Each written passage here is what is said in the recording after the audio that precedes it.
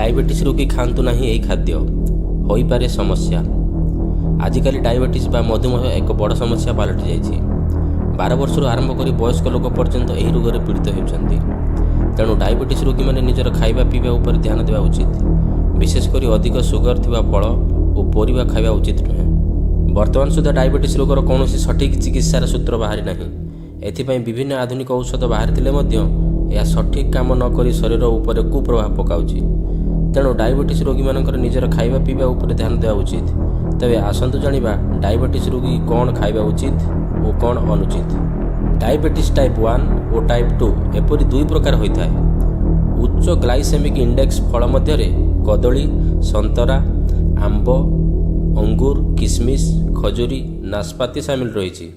अन्य पक्षे कम जीए युक्त फल मध्य जामुन, आलबुखारा, किवी और अंगूर सामिल रही। डायबिटीज रोगी मैंने जरूरी पोषक तत्व कम जीए युक्त फल सेवन करने उचित। एसत शस्य, फल, सबुज पनीपरिया, बीन्स और डाली परी कम जीए युक्त खाद्य सेवन करने आवश्यक।